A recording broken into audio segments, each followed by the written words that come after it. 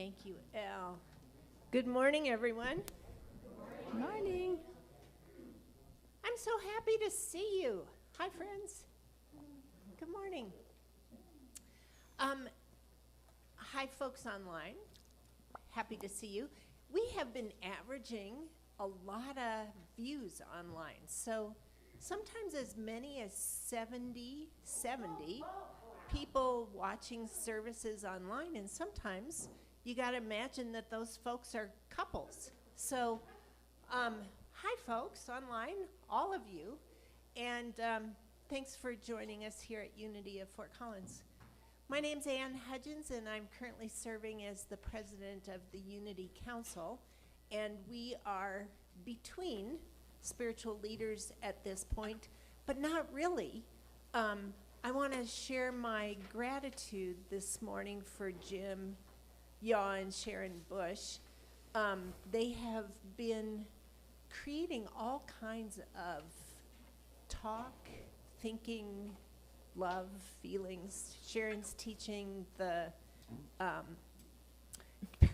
prayer chaplain program, and there are a lot of us that are excited about learning how to become prayer chaplains.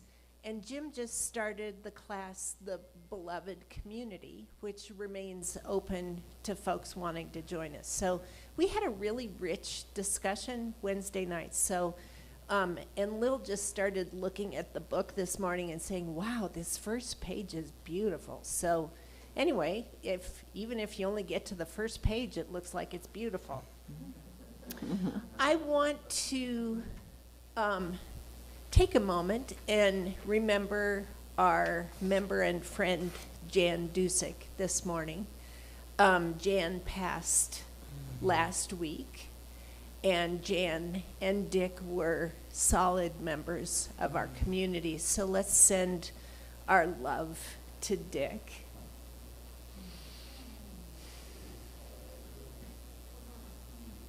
Yeah.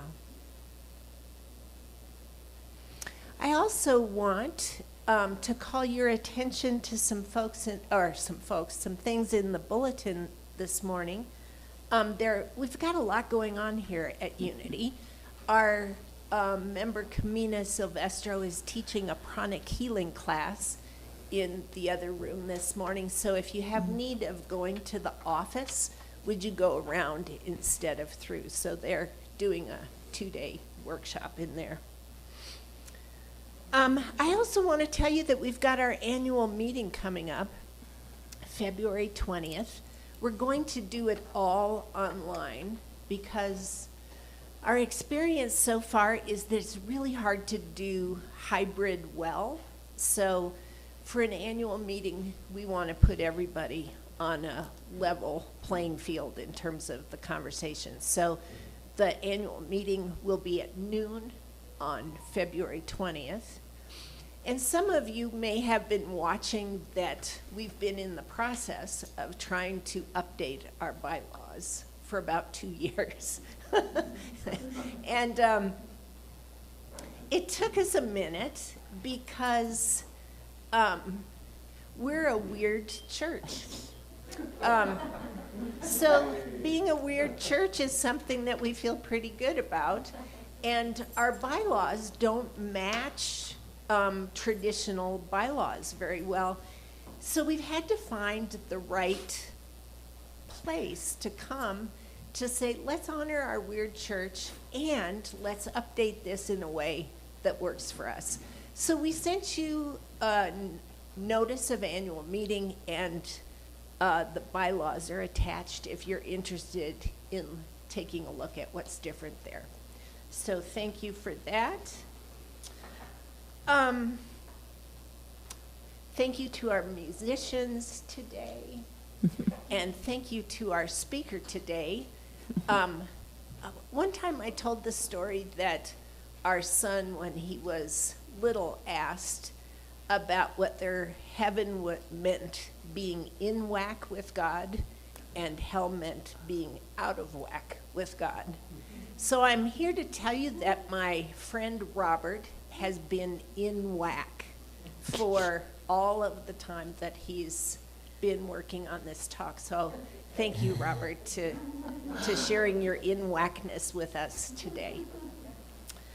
All right, the rest of the things in the bulletin, I think you can take a look at. Is there anybody here who's new to Unity for their first time today? If so, Julie in the corner, raising her hand, would love to meet with you and to hand you a welcome packet. Welcome, everyone. All right, I won't miss the music today. Have at it, friends.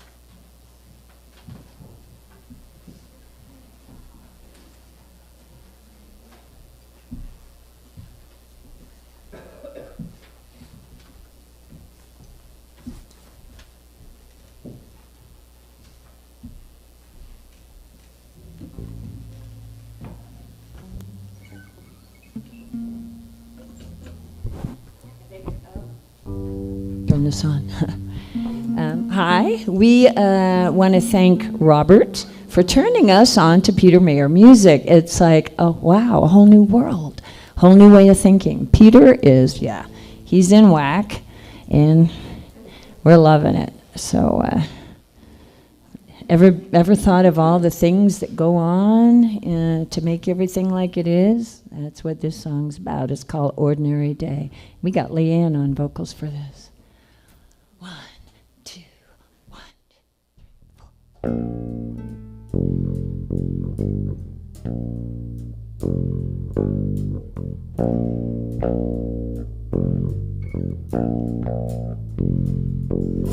Standing on the planet, breathing in the atmosphere.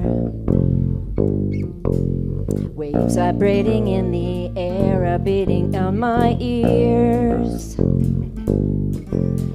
Invisible forces are holding me down. I am spinning faster than the speed of sound. I'm being bombarded by electromagnetic beams, flying through my body, shining red and blue and green.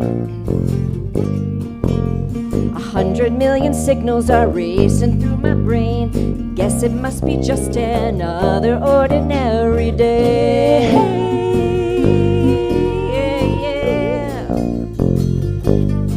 I live in 11 dimensions, 7 more than I can see. And matter equals life, and I am made of energy. It is all expanding from one microscopic grain. Guess it must be just another ordinary day. An ordinary day. For me, I'm Captain Kirk. Every fact is so absurd in this science fiction world. An ordinary day in the merry land of Oz, the psychedelic mind of God, the phantasmic universe. There's a giant black hole in the center of the galaxy. There's a blueprint of my bones in every single cell of me. Everything with weight is warping time and space. Guess it must be just another ordinary day. An ordinary day for Mad Hatters having tea, Oompa Loompas making sweets in this Willy Wonka reality. An ordinary day for alarm clocks that beep and shake me from my sleep so I can wake up in this dream. Just another ordinary day. Yeah, yeah. Just another ordinary day. Ordinary day. Just another ordinary day.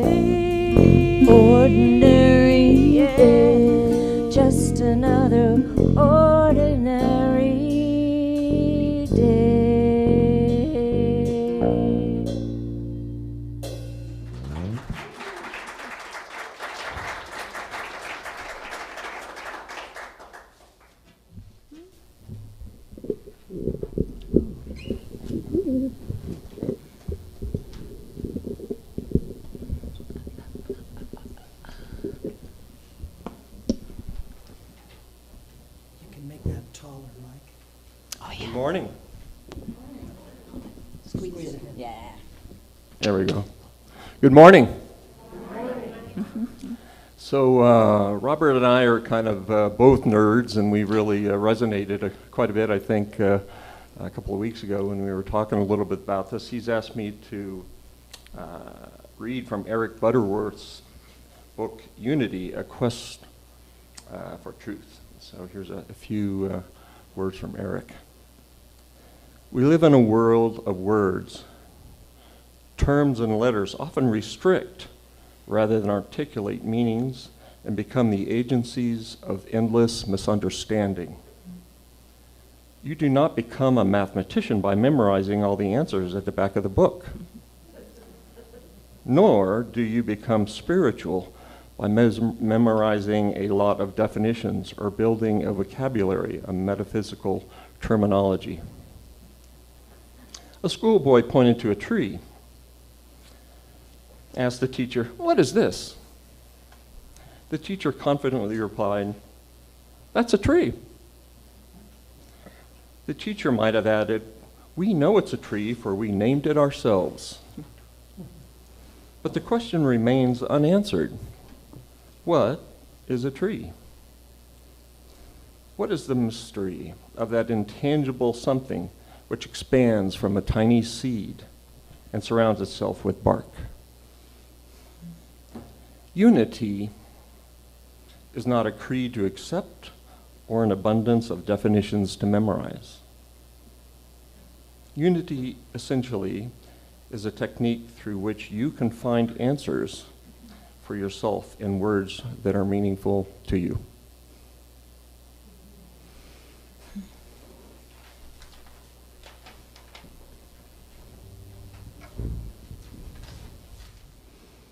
Here's another Peter Mayer song. Al's gonna sing on this one. He just fell in love with this song, as did all of us. This is like an advertisement for Peter Mayer. Squeeze it.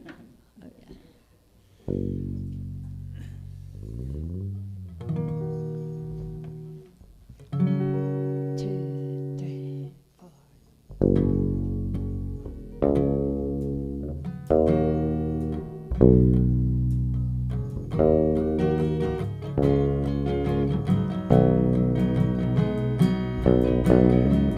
When I go outside at night, look up and the stars are bright. Sometimes I lay on the ground, imagine that the sky is down. If the earth should let it go, I fall into the stars below, fall into the stars below. When I see the red sunset, its quiet splendor I reflect. Sun's not going down at all, the earth is turning somersaults. Through a sunlight sea of trails, we're on that great big whale, riding on that great big whale. When I try to grasp the simple fact of this existence, think of all the fantasies and fairy tales and wishes, none that strike me as more unlikely or magnificent than this is.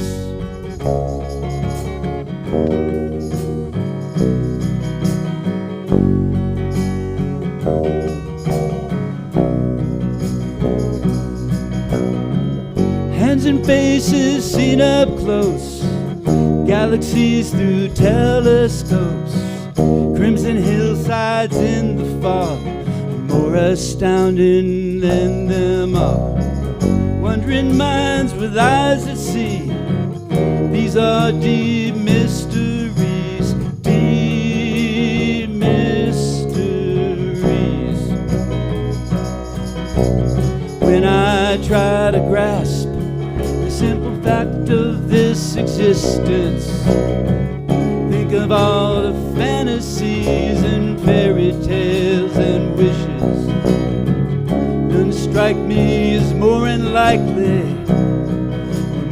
magnificent than this is.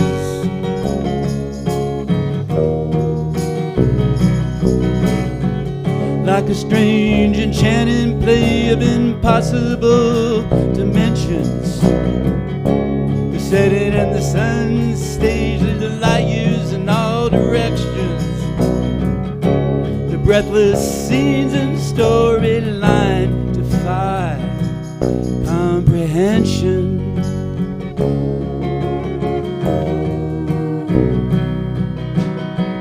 When I think of all the roles in this production, all I know is I'm in the cast. Could it be I'm also in a front row seat to sit in my amazement gazing to ooh and ah and sigh and say, my, what a wonderful play.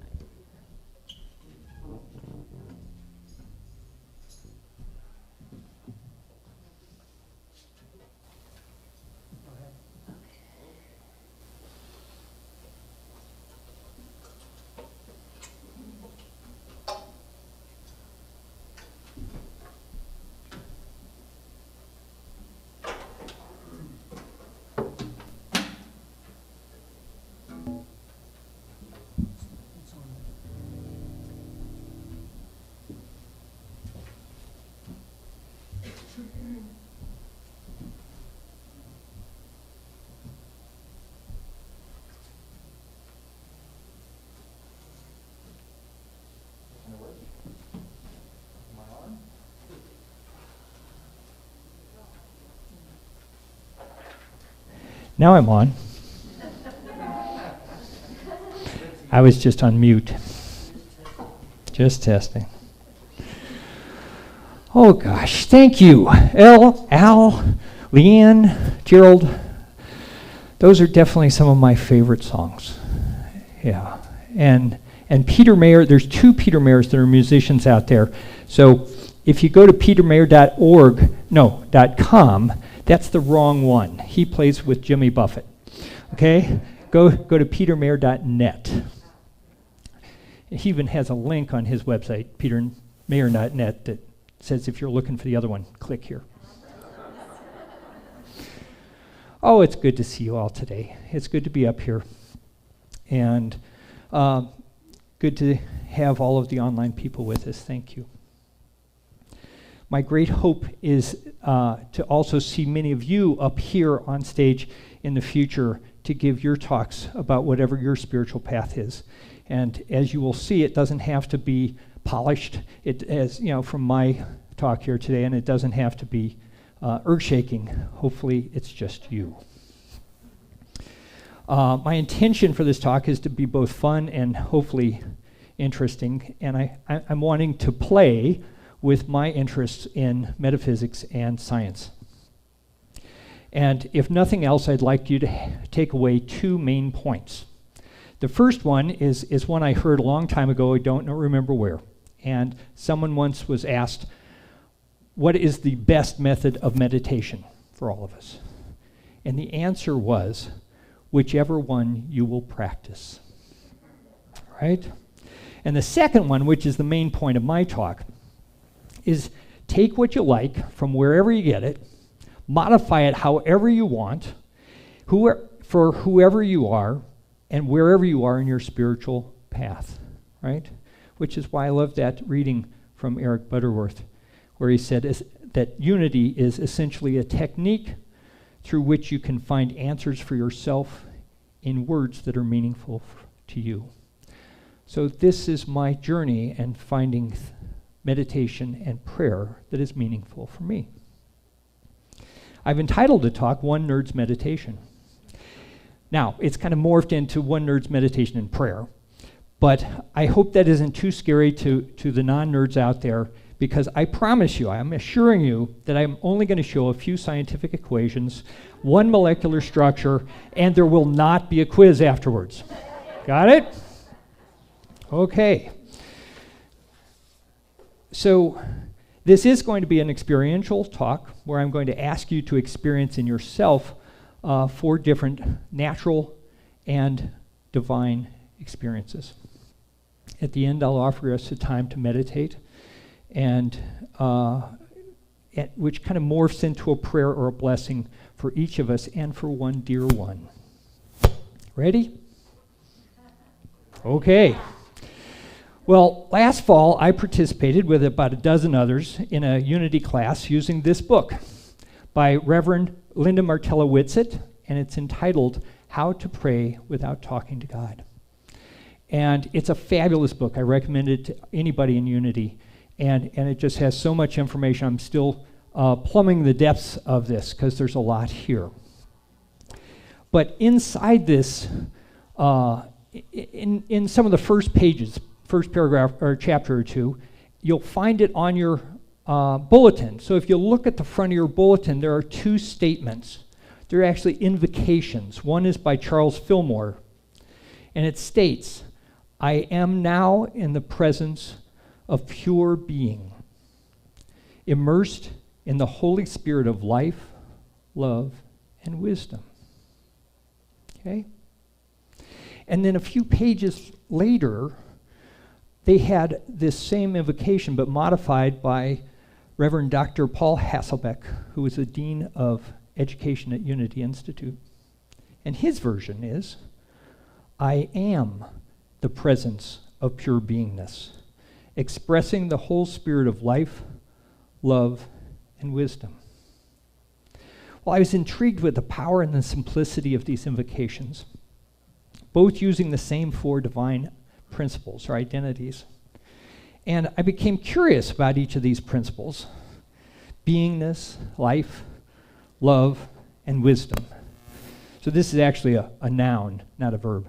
So being, life, love, and wisdom. But the chemist in me, because I was trained a long time ago as a chemist, would oftentimes think of the scientific explanations and for these principles. Well, so I'm going to go back about 40 years and quickly describe a trajectory of mine, of meditation and prayer, and how these apply to these invocations.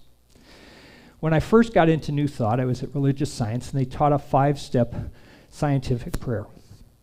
And when we would teach that prayer in the children's program, it became, God is, I am, I want, gee thanks, over and out. Right? That's the one I remember. I don't remember the adult words. But, okay? And I still use that pattern to a large extent in my prayer. I even sign my checks with it. All right? But I didn't have a lot of peace with it because it was using other people's process and other people's ideas and words, and I didn't make it mine. And part of that was the I want portion. I didn't know what I wanted, really, back then.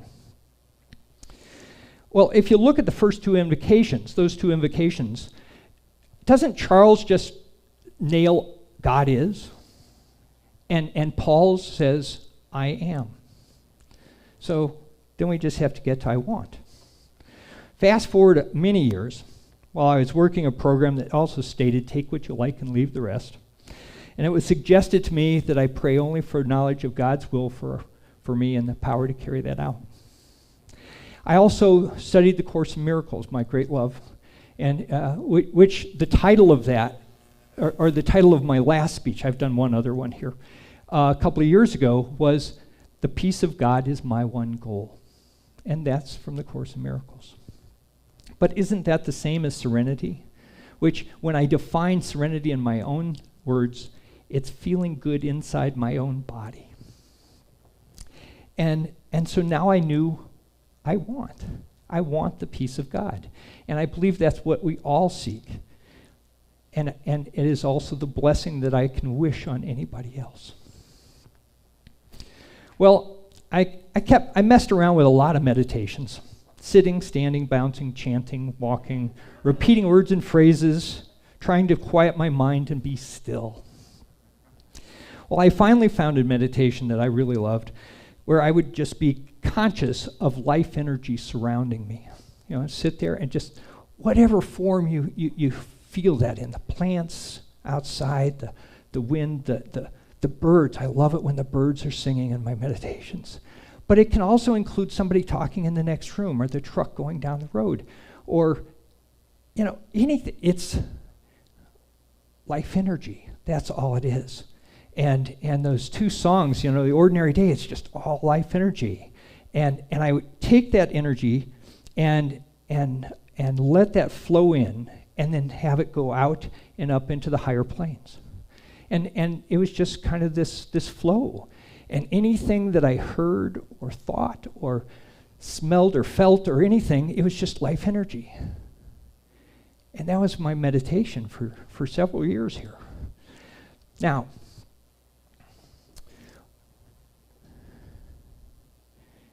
it would help me feel the connection with life energy as that was surrounding me as I would breathe in, you know, that energy, and I would breathe out. And so that takes us to today's very brief science lesson. And I hope you'll humor me with this, because I actually find it quite humorous that this is the way my brain works. All right? What was Peter Mayer said? Invisible forces are holding me down. Right? Okay. Well, let's go back to these. I'm going to talk about these four things. Being. How do I experience being? Or beingness? One of those two. Well, to me, when I'm sitting there and relaxed, and let's all just take 3 or 4 breaths, and sit there and put your hands on your lap and breathe. And as you exhale, feel the weight of your hands on your legs.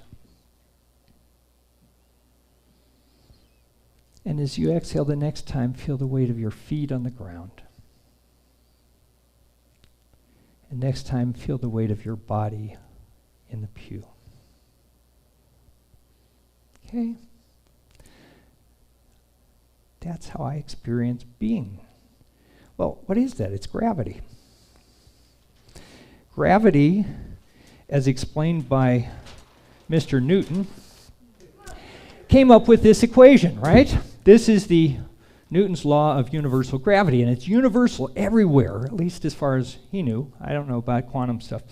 But it's the force is equal to this gravitational constant multiplied by multiplying the two masses in kilograms divided by the square of the distance between the center of those two, right? Now, I said there's not going to be a quiz afterwards. But it's really cool that any two masses have this attraction, right? So my body is being attracted to the planet, this beautiful planet. That's the one that I'm really feeling the most, right? Because the mass in kilograms is 10 to the 24th something kilograms. And my 82 kilograms don't contribute a lot, but it does take it up to 10 to the 26th is the sum of those two things. Okay? And the square of the radius, now the center of the Earth is 4,000 miles or 6,340 kilometers, or meters, meters. And I'm a half a meter. No, 1 meter. So that's not 1 times the radius of the planet.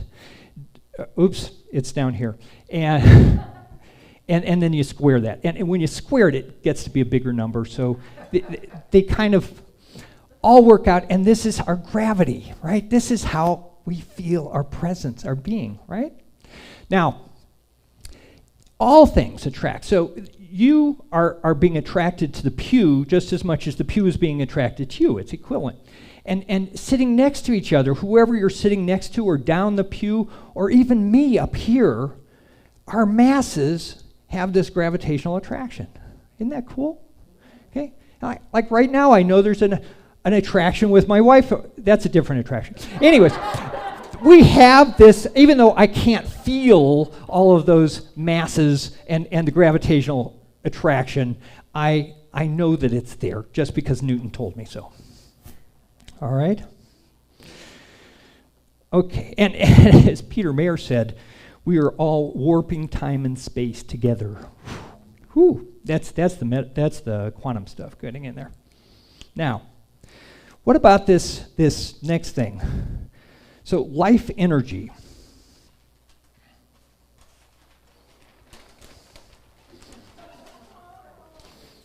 Now, this is kind of a design of my own making, and it was originally two different equations that have this on one side and this on the other, but then they're opposite, and then the next equation is the opposite of it. And this is one of the most amazing things to me in the planet, because what this is, I'm going to call this the carbon dioxide, water, glucose, and energy cycle. And this top line is talking about the inorganic materials, carbon dioxide, CO2, and water, that life, somewhere back in the beginning, somewhere around, right after the firmament and the water and light were made, that life figured out how to take CO2 and water with the sunlight and in photosynthesis create glucose, which is a simple sugar, and oxygen. And during that period of time of billions of years, it took all the CO2, lots and lots of the CO2 in the atmosphere, which didn't have much oxygen, and created oxygen for us to breathe. And the reason why we have all this oxygen is because of all the plants and the algae and the bacteria doing photosynthesis and creating sugar, which in long form is starch and food, right, for us, and oxygen. It's also food for the plants. But now we can breathe the oxygen. Well, what happens when we burn that glucose? When we oxidize the sugar, we get energy out of it, but we are also creating CO2 as we breathe out, and water, and energy, which comes into the body as this chemical called ATP, a high energy coin of energy that is in every single cell of our body and is necessary for life to exist. That's what powers us, is this ATP. And we get heat from it. But then we breathe out, and we get the energy, and then that CO2 that we breathe out is used by the plants to create glucose and oxygen, and then we breathe out more, and then we breathe in the oxygen, and you get it? Over and over and over. This is sunlight going into our bodies, and we're just running on sunlight energy. Okay, so another few breaths. These are real quick ones. And as you breathe in the oxygen, know that you're breathing in the ability to oxidize glucose and find energy. And as you exhale, carbon dioxide is going out to all the planets and algae in the world. And as we breathe in, it's this flow of energy. And as we breathe out, it's a flow of energy.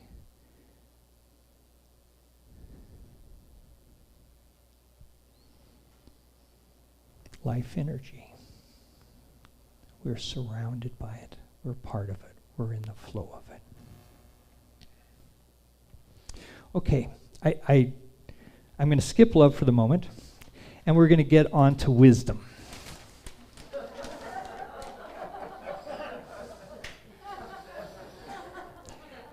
Yes?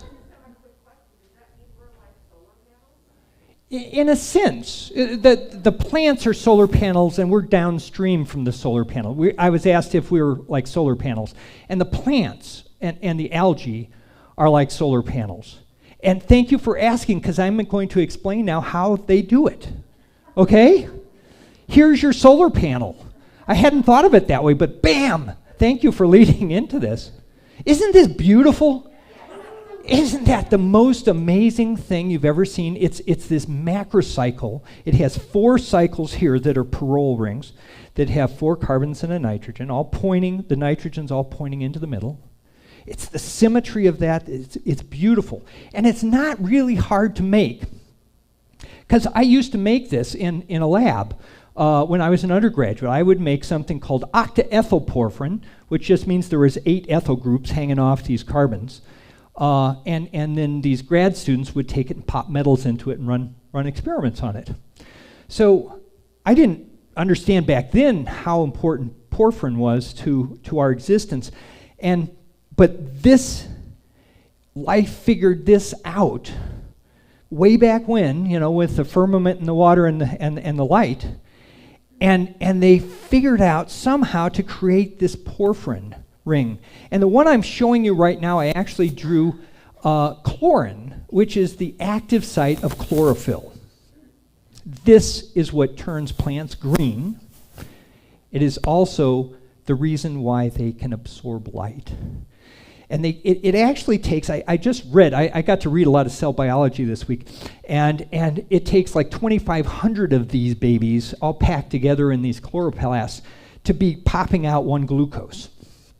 But so it's a panel of solar panel porphyrins, as you will. And this one got magnesium in it, and that makes it green. Porphyrin is beautiful. Porphyrins creates all these really great colors. And this is green right here for all you green people from last week's talk. And I drew these 2 extra little carbons down there because that's what makes it a chlorin. And it actually reduces one of the bonds, and instead of having 10 of these double bonds, instead of having 10, if you take those off, there becomes 11 double bonds, and you pop a metal that's an iron in the middle of this. What do you get? Anybody? Heme, as in your hemoglobin, right? This is the same structure that carries the oxygen around in your body. It also helps bring carbon dioxide back into your lungs to breathe out.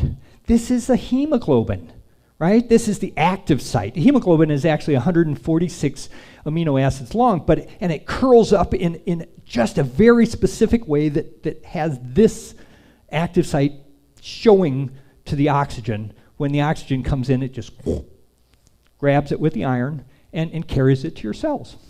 Isn't that cool? Yeah.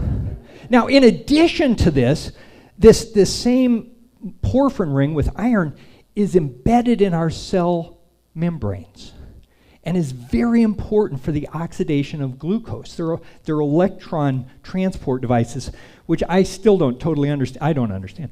But it's necessary for oxygen to then burn that glucose and pop out the ATP. And there's cool cycles in there. I wish I could show you the Krebs cycle and cellular respiration and stuff like that, but it got a little too messy. Okay? Isn't this divine wisdom? Holy moly. It's ubiquitous. It's really the reason why we exist is these porphyrins that are in our bodies, in every cell. Peter said there's a blueprint of my bones in every single cell. Well, guess what? There's hundreds, if not thousands, of porphyrins in every single cell of me. Okay? Okay. Another few breaths. Feel your heartbeat.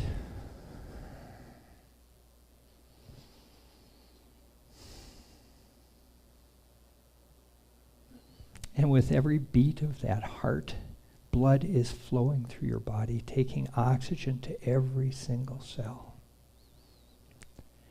And carbon dioxide is coming back through to be released. And the wisdom of the body, the wisdom of that porphyrin in our biochemistry goes on and on and on with our oxygen flow being pumped through our body with each heartbeat. Okay? I couldn't figure out how to quantify love. I didn't have any, it wasn't in cell biology book. And I suppose there's some people that have done some sort of work, but I decided here was the way I could think of and visualize love.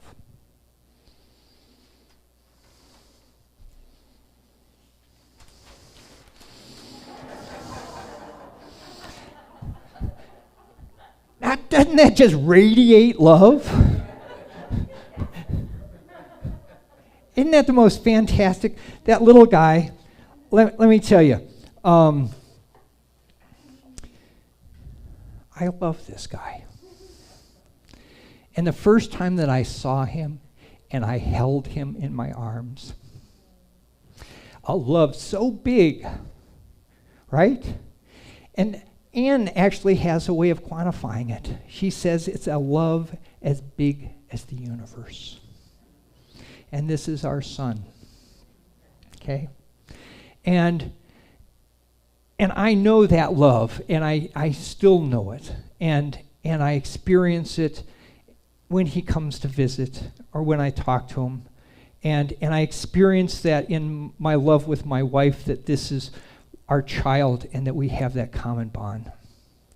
And so one of the things, that we all have is love. It's at our very core. It is our existence. And it's just easy to go, oh yeah, there it is. Okay? But not everybody's been a parent. And so I wanted to show you one other visualization of love.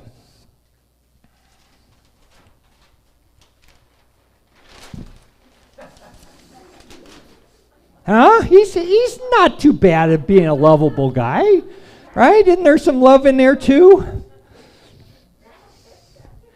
I know there's love there because every time I go and visit my 97-year-old mother, she still has that love for me. And so this, of course, was taken 67 years ago. And I modeled, 28 years ago, whenever it is, Sean's picture is after this picture. And so I know that parent love is still in me and came through my mother, who spent 9 months of her life creating me, bringing me into this existence, just as each one of you had that same mother's love. Okay?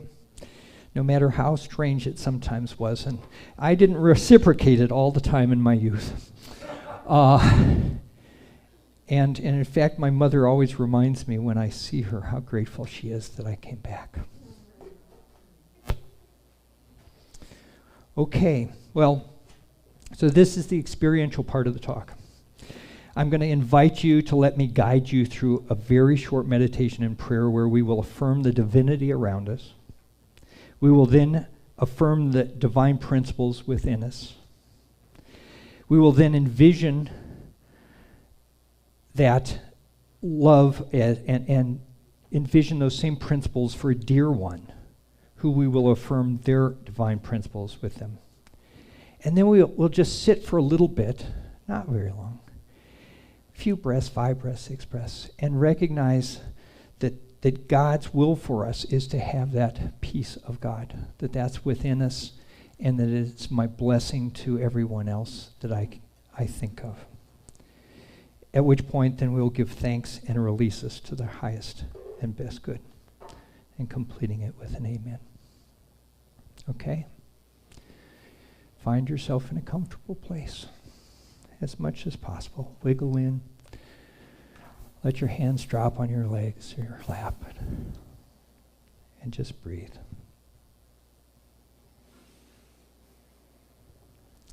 And know for yourself, I am now in the presence of pure being, immersed in the Holy Spirit of life, love, and wisdom.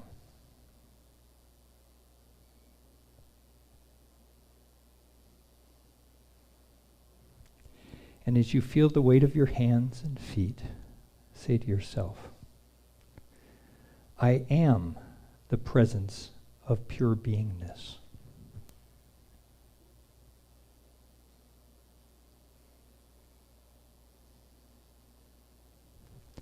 And as we listen to whatever sounds are around us, and we breathe in and out that oxygen and carbon dioxide, life energy,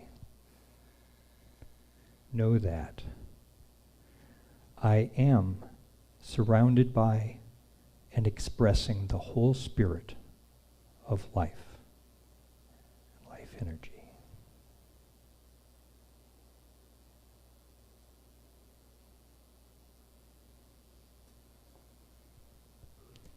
And as we focus on the divine love for ourselves, at least one other being and all of humanity, know I am saturated with and radiating the whole spirit of love.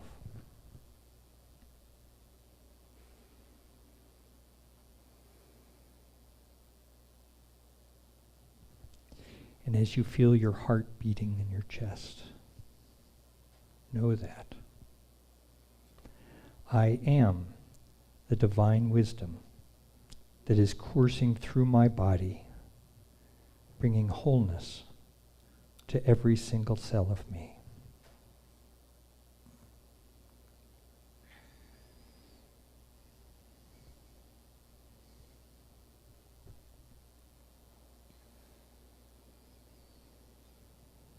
And as we continue to breathe, think of a dear one. And know these dear ones are the presence of pure beingness.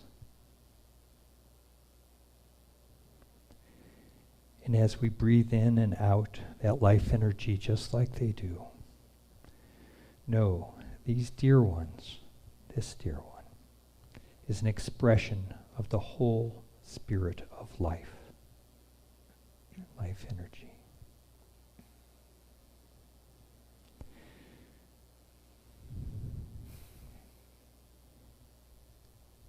As we focus on the divine love for this dear one, know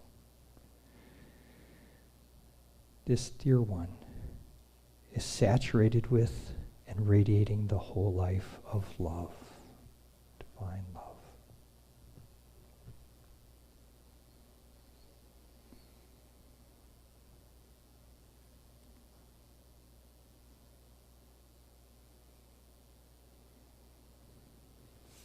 And as you feel your heart beating in your chest,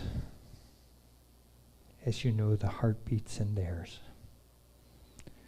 know that this dear one has the divine wisdom that is coursing through their bodies, bringing wholeness to every single cell.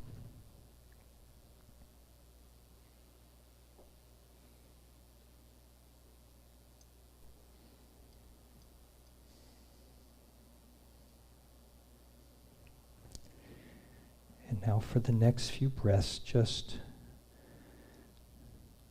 be in that presence and experience and find the gift that is the presence of God, the peace of God. And know that is also true for this dear one.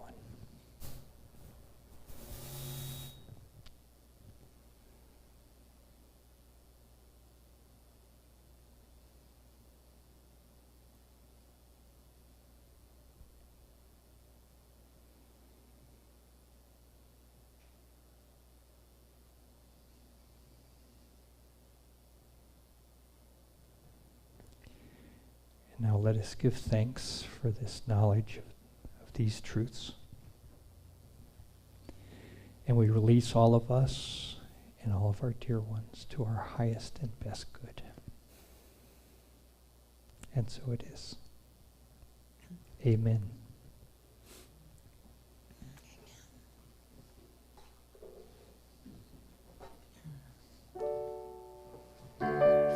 Our thoughts are prayers, and we are always praying. Our thoughts are prayers.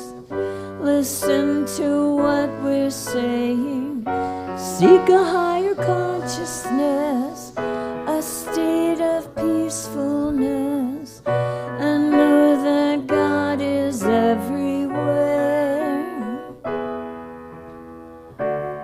and every thought's indeed a prayer.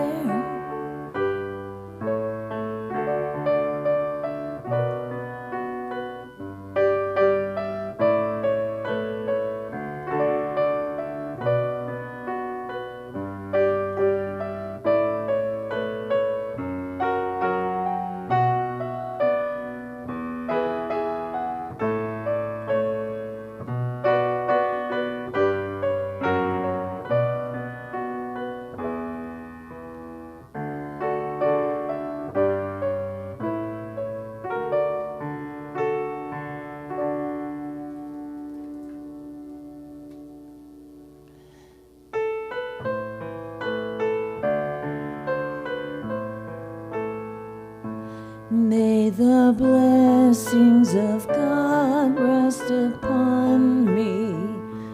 May God's peace abide in me. May God's presence illuminate our heart now and forevermore. May the blessing of God rest upon you. May God's peace abide in you.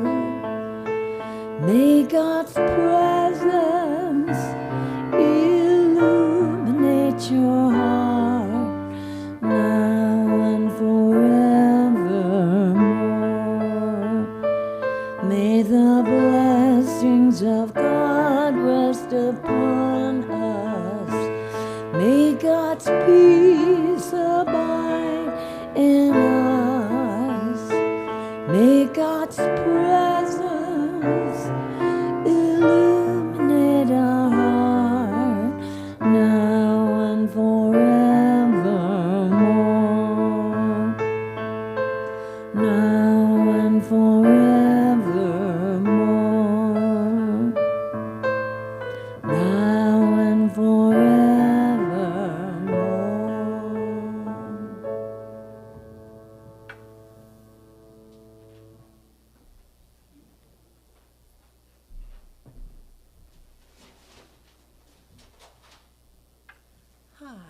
Now's the time to join us in our prosperity blessing. Before COVID, we used to pass the basket. Now we've got 2 baskets here. Will you join me, please? If I could remember how it starts. Divine love through me blesses and multiplies all that I am, all that I give, and all that I receive. Thank you, God.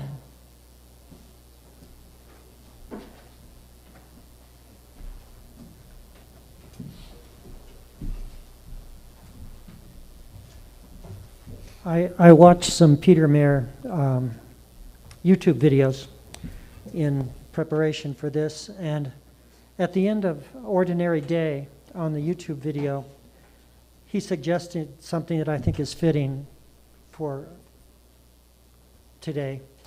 He said, if I had an epitaph written on my tombstone, he said, I think it should be, that was weird. Yeah.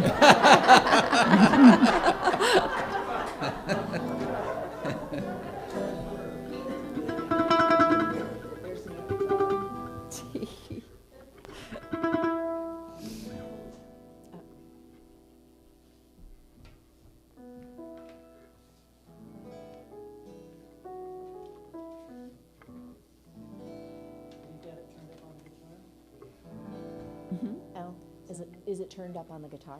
Yeah, Yes. it's in the middle. It's in the middle.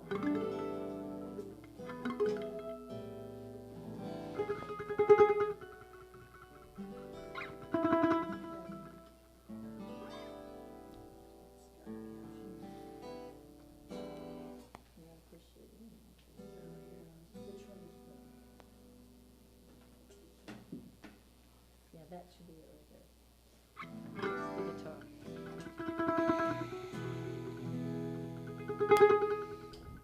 Love technology. I mean, it's great when it works. I'll just take a moment to say thank you to Robert, too, for that talk. Yeah, whoa. That was amazing. Ultimate.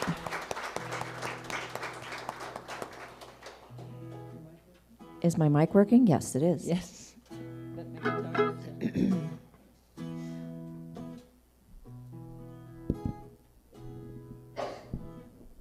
It's not my mic. It's okay. Always a fun challenge. Resourceful. You're gonna have to turn that. Good. Going down. Whoops. I can't hold it the whole time. The microphone is. Well, maybe I can adjust here. It's just the weight. It yeah. is. It's, Yeah. it's down so low. That is kind of low.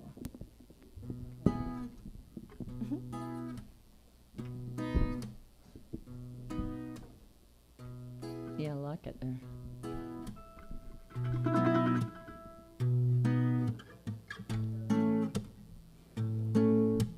Something anyway.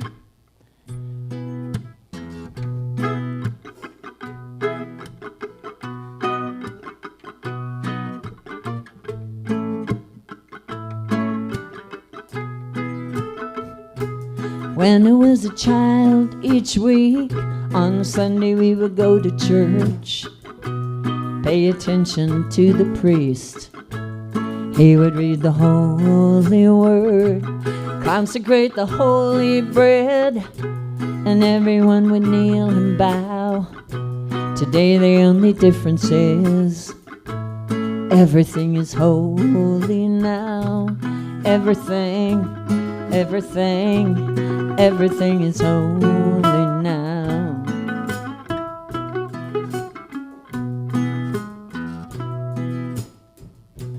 When I was in Sunday school, we would learn about the time Moses split the sea in two. Jesus made the water wine. I remember feeling sad. Miracles don't happen still. But now I can't keep track, 'cause everything's a miracle. Everything's a miracle.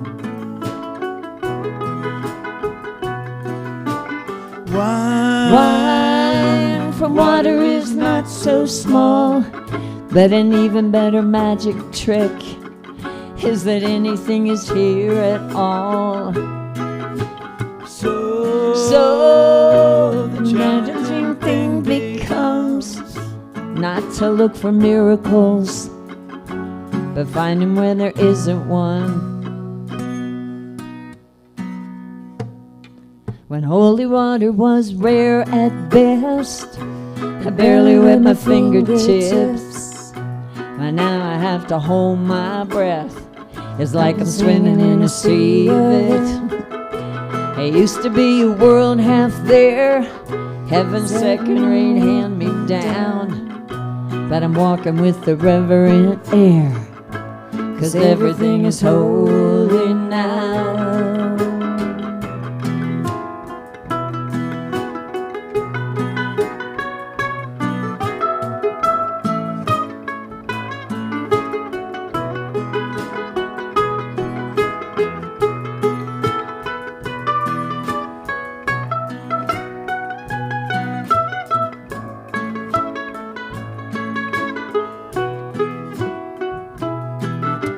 Read A questioning child's face and say it's not a testament.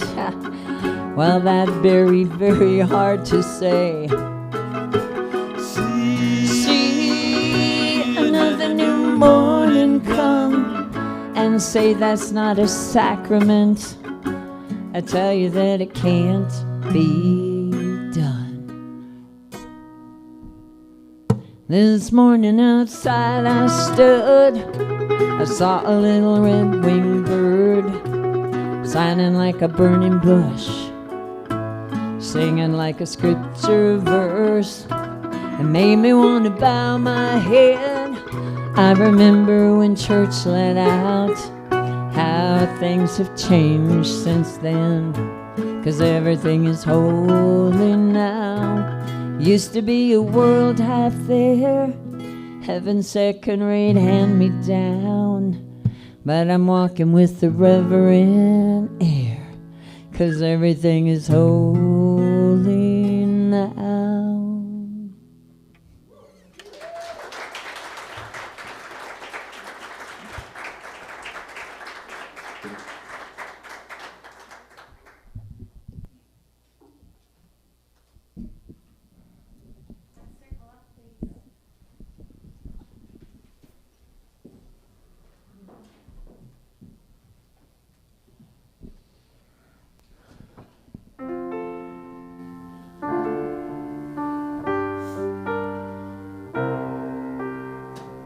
Yes, there is peace on earth, and yes, it begins with me.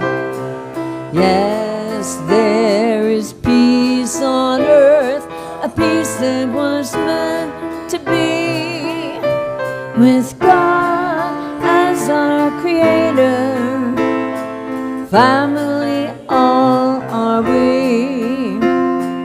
As we walk with each other in perfect harmony. Yes, peace begins with me. Yes, this is the moment now. With every step I take, this is my joyous vow, to take each moment and live each moment in peace